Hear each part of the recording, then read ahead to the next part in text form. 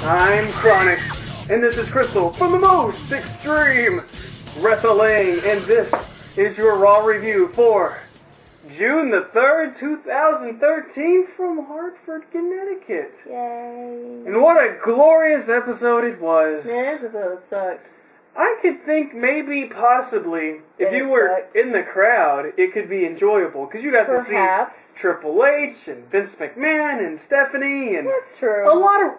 There was a lot of matches. I mean, I thought it was kind of strange how many matches were on there. True. You got to see quite a few stars and everything. True. But for us watching at home, oh, good Lord. And even the things that we saw didn't really make a whole lot of sense. True. Let's get started. For instance, Stephanie McMahon came out, and she's talking about how her husband can't have the match and everything because he was hurt, but now he's like medically cleared or whatever. So it's like, okay, let's establish this. Triple H is supposed to be the good guy, right?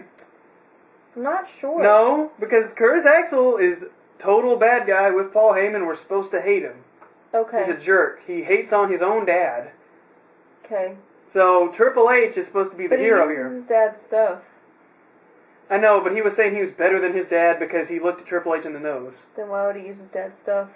I know. See, it doesn't make any sense. But the point is, he's supposed to be a bad guy. Triple H is supposed to be a good guy. Okay, they're sucking at portraying that. I know they totally. Yes, but Triple H or Stephanie McMahon comes out, and we're all like, "Yay! We haven't seen Stephanie in a long time, so hooray! We can cheer for that, right?" Yeah, I guess. Because we're happy to see her. I wasn't. You wasn't? No, I wasn't. Have you seen her, like, modeling photos now? Or whatever? She's, like, in super good shape. Because I care. I don't care what she looks like. Why? Why would I care? You care about what guys look like. That's because I'm straight. What is that supposed to mean? But anyways... Do you care what guys look like? Actually, I do. I'm just saying. It's wrestling. You have to care what they look like somewhat, right? Somewhat. Yeah, the look is important. But the point is, I wasn't happy to see Stephanie just because I knew it was going to be stupid. Well, as soon as she walked out, I said nothing good could come of this because since she's a mother and a family woman now, okay, that's going to be the only plausible angle that they could possibly go with. Because she can't be crazy. She can't be her former self. And they didn't do all that. Because she's a mother. But they didn't even do nothing about her being a mother. No. She couldn't let Triple H wrestle because he has a family. Is that what she said? Yes. I didn't even hear that. Well, I caught it because I was waiting for it. Oh, because you're all receptive to those things. Ow. Man, so... Triple H, alright, so Vince McMahon comes out wearing his old, like a really old looking blazer. It's like blue and everything, right? Okay. And see, this is what I didn't get. Because we like Vince McMahon and stuff. We do like Vince McMahon. Okay, but Vince McMahon comes out there, and if he's supposed to be like making, he comes out there and says, oh, all the fans, they want blood. This is not a blood sport anymore or anything like that. This is entertainment. This is entertainment. Like, he's saying all the trigger words that makes WWE fans mad. And he's basically hating on, like, ECW style stuff and, like, kind of like dissing that kind of stuff. I mean, I agree with him, so I actually liked that part. And they're up in, that territory. No, but see, you're not like any wrestling fan. You're in your own world. But see, so what I'm saying is, that's not helping Triple H look like a good guy. You know what I'm saying? Yes. But Triple H did try to defy his father, or his father-in-law or whatever. Mm-hmm. So, I mean, I guess that could make sense. But I don't know. I didn't get that at all. And Vince says all that, and Triple H is like, he's like, oh, Kofi got put through the tables. We can't have stuff like that. And it's not going to be one more time for Triple H. Is this the part where he leaves? Has he left yet? And now he leaves. Well, no, and the Shield. Okay. The Shield comes out, and I'm like, oh boy, Shields are going to come out there and beat up Vince McMahon or something, or do something to Stephanie. No. They go to commercial break for no reason, I guess to keep us in suspense, but when they come back, all suspense, all the air is let out of the bag, as the announcer says, and I think it was Cole, he says, oh, well, during the break, the McMahons just peacefully left. Like, what? Like, oh my, so they just are like, oh, well, I guess it's your time to come on now? Oh, that's time for us to leave. I mean, that's so stupid.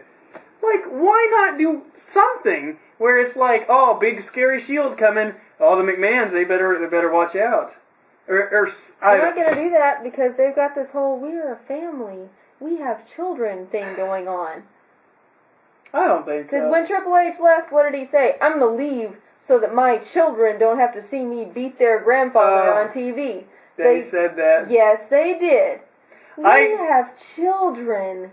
That's the whole freaking storyline. They're family entertainment. Yes. I cannot believe... I saw this old man lying there, this grandfather, and it was Vince McMahon. That was Triple H's other promo. I don't remember that. He said that like a few weeks ago when he was... That was when he was fighting Brock. But my point is, all they keep freaking talking about is the fact that Stephanie and Triple H have kids. Yeah, I don't care. Yeah.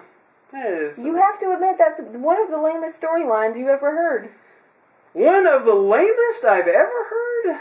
Well, I've heard worse. Well, probably. They're just trying to appeal to the target market of all the mothers that they want to allow to watch their children watch wrestling.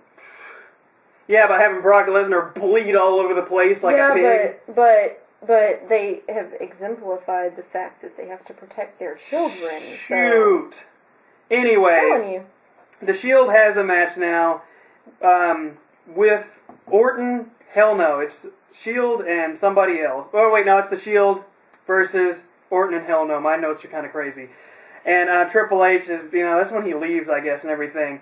So, of course, they have a pretty cool match and everything. Then the Usos, the Usos? Where have they been? Weird. I know that they had a DWI, which is like, dude, what are you thinking? I didn't even know that. Yeah, like multiple times, but it happened again recently. So now they have like one side of their face painted or something. The other guy has the other one painted, so you put them together, they make one guy. That's weird. I was still kind of happy to see the Usos. Yeah, because in the ring they're cool and stuff, but whatever. So they have a match, and we love the primetime players, and I haven't seen Darren Young be in the ring in a tag match in a long time, so that was cool. It was like a throwback to like freaking 2 years ago when they could have pushed these guys or whatever, but they didn't. So true. Now we have Big E, who makes his own pyro, versus Del Rio, where Del Rio wins. So yay! And still distinction in the camp. Nothing really happened there. Yeah. Well, Cody Rhodes versus Sheamus. I love Cody Rhodes, but he got beat by Sheamus, unfortunately, even though he did have Sandow at his side, but I guess he was only there for... Sandow wasn't really at his side. He was kind of sitting at the announce table running his mouth. Oh, that's true. He wasn't really helping he was at all, actually. Enlightening the masses. He was, and he even said that he's, beating Sheamus on intellectual principles, not physically. Oh, I'm so sorry. I got a little drip of Jägermeister on my face. I'm not going to say anything. I had, and on my sheet. Some concoctions earlier.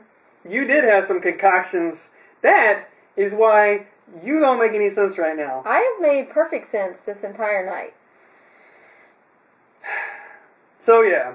Ryback, he's talking about how, what's his name is the weak link in Hell No?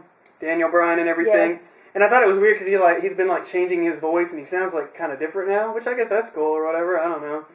I just noticed his voice sounded different. He said he's going to make him the missing link, and every time I hear a missing link, I don't think of what is it, like a saying or whatever. I just think of the guy from WCCW like that. Oh, every time they say weakest link, I think about that TV show. Missing link. I know, but... No, I mean, they have been saying that, but now they're saying missing link. Weak link to missing link. Now, Fandango actually doesn't make sense, but okay. Whatever. Summer girl comes out versus Kali, and... I still don't get Fandango. Look, this is probably one of the better matches Kali's ever had I don't know why, but for some reason, to me, it just came off as... The match wasn't bad. And Fandango's good in the ring. I just can't get past the I'm a dancing wrestler thing. It's killing me. Don't like what... R-Truth was a dancing wrestler. John Morrison was sort of a dancing wrestler at some points. That wasn't his entire gimmick. Well, that's true. And it wasn't ballroom dancing. Well, I guess that does. Coming out going, what's up is cool. Is that what he does? I can't do that. I don't have do the break dance or skills. No. In that department? Any musical department. Oh, that is just sad. I'm so sorry. Okay, but Fandango tries to leave because he's all cowardly and whatnot, but The Miz, being the big, hulking, scary man that he is, says, oh, no, and he's like, oh, I guess I better do what I'm told. And then, like, Wade Barrett attacks Miz from behind, and I'm like, oh no, poor Miz. But in reality, I'm really not, like, caring at all because The Miz went on my radar. You know what I'm saying? I do know what you're saying. I still like The Miz. Yeah, but... It's not his fault. It's not his fault? No. Mostly not his fault. Now we have a contract signing. And you know how I feel about contract signings. Contract signings. I just get so tired of them. Because they're always the same. But whatever. I don't know. People tell me I'm crazy for not liking contract signings. Really? People like contract signings? I know. But they're just signing a piece of paper and then they argue and usually somebody flips the table over. They flip the table. Except for this time it took a real interesting turn. Yeah. So, it's Heyman representing Punk and Y2J doing their contract signing for breaking limit or payback or whatever it's called. And, yes. So they're like, Y2J's like, where should we have the match? Should we have it at SummerSlam? And the crowd's like, no. And he's like, should we have it in Peoria? And I'm like, yay, Peoria. Because I like Peoria because that's where Mudvayne's from. And I think I was like... And they did that live DVD in Peoria and it was the bomb. And I know nobody cares about that, but I care. I care about Peoria, Illinois. And the crowd didn't. And they're like... should we have it here? And everybody says, yay, let's have it here in Hartford, because that's where I live. And, but that was not to be, because they're going to do it at the PV. In Chicago. In Chicago, CM Punk's hometown. Yes, and then Y2J was like, do you know where we should file this contract? And I was thinking... Oh, gosh. I was thinking, up your butt. I mean, that's logical, right? When you're like, where should I stick this? Usually the answer is up your butt. Up your butt. Because usually when you ask me, like, where's the remote? I'm like, up your butt. And around the corner, you usually add that. Yeah. Yeah, well, yeah. Yes, you do. Admit to it. You do. Or, where's the cheese sprinkles or whatever? I'm like, I don't know. What is wrong with you? You know, the cheese sprinkles you put on. Parmesan. You have your own Parmesan by the couch. Nobody else eats in this house but me. Exactly. And then you ask me where it's at. Like, I'm supposed to know where the cheese... Sometimes you move stuff. The cheese sprinkles are. I don't know. They're not called cheese sprinkles. Well, that's what they look like. Anyways, Y2J is not like up your butt. Instead, he's like, open your jacket. And I'm like, what is happening here? And then he sticks it down Paul Heyman's pants, in the front part, and then pats it and walks off. Gives it a gentle tap.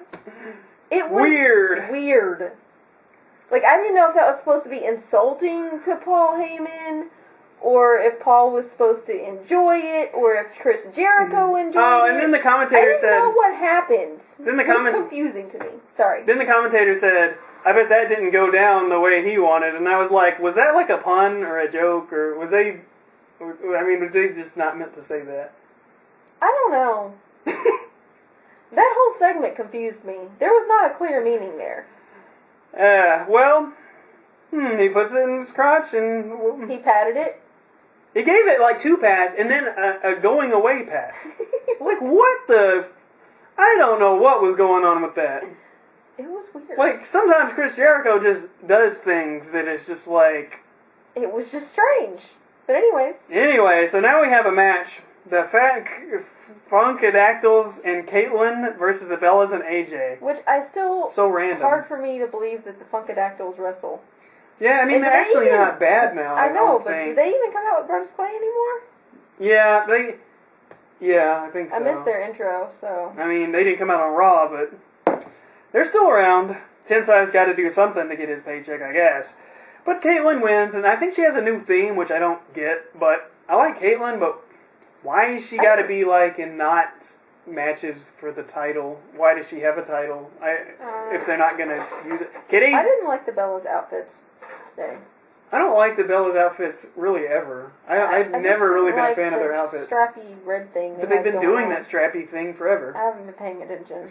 But I've never, ever been a fan of the Bellas, though. Actually, I mean, I'm not even talking about their ring wear. I just don't like their look. Really? Like, I don't want to be superficial or whatever, but I don't really find them attractive. I don't know, and I'm kind of surprised. You usually like Hispanic ladies. Yeah, but you gotta... Especially tall, long-haired Hispanic ladies. But, I mean, they don't have, like, the proper hips and other parts. Oh. They're just like stick figures. I don't know, it's just... Okay. But other than that, I mean, they're not that great in the that's ring and fine. stuff, but, I mean, that's enough of that. Anyways, they're not thick enough for Chronics. Alright. Alright. Not thick enough for Chronics. There we go. Now, Ryback and Daniel Bryan. Now, this was pretty good. The most... Huh? I was about to say, this was boring.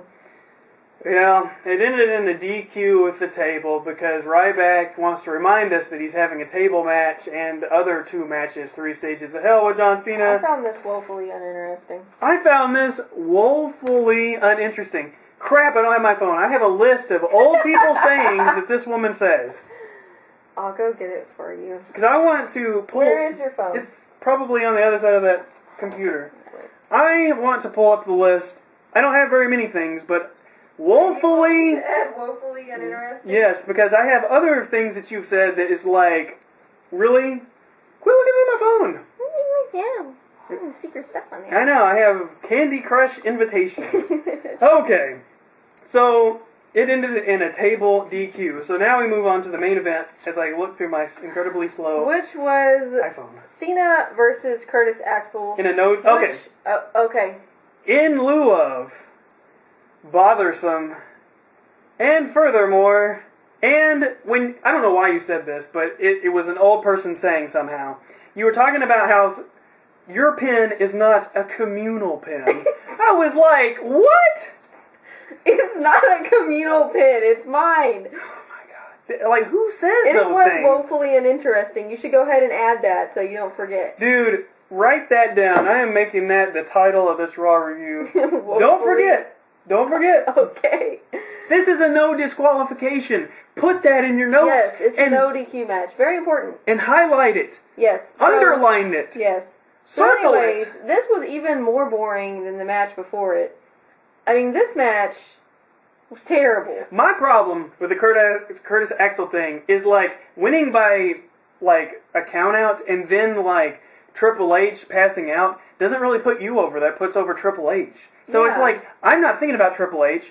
I mean, I am thinking about Triple H after it's over. I'm not thinking about the guy that's supposed to be, oh, Paul Heyman picked this guy because now, unlike before, he's a big deal. And he's going to create all this Are we stuff. supposed to be thinking that? I thought we were supposed to be thinking he was lame.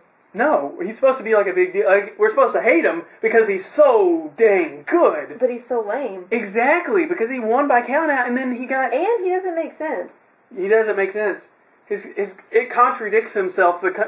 His gimmick is that I'm exactly like Mr. Perfect. I have his music and I do his moves, but I also say that I am not like them at all because I'm better and they suck. Yeah, like I am not them, and his name is them. And I'm sorry, but he doesn't have an interesting look. We're really caring about boring looks to me. again all of a sudden. Yeah. You just said a while ago that that wasn't important or something. No, I didn't say that at all. I actually agree that looks were important. I was just saying that I didn't care that Stephanie looked good when she came out because that's irrelevant to me. Well, in lieu of what you said. But anyways, as I said before, this guy is not interesting. So check this out.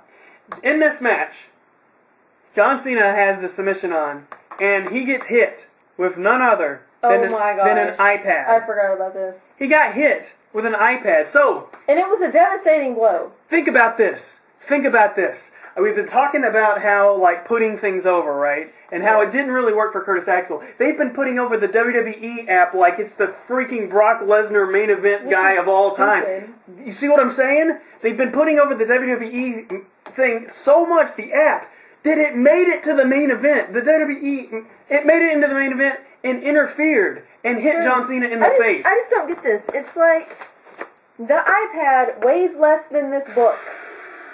It weighs less than this book. He was hitting it like this, and it knocked John Cena completely out. It doesn't look like it hurts, is the point. Not at all. Like, it could hurt, but you never think, oh, well, this is going to knock him out for sure. Here, let me give a demonstration. That's what Jim Cornette would do with his little thing. You know what? Jim Cornette. That's what I'm saying. Like, it's not intimidating. It's, like, ridiculous. All right. Anyway, so this was my favorite part of the match, which only I noticed. Someone didn't notice. I was a little proud. They ended by a count out. Just like the other match? It's a no DQ match. They've been outside the ring for a long time. They used chairs. They used an iPad. The WWE app got over. And then suddenly, we have a count out. What the... Oh my god. This is so stupid. Like... It doesn't even make...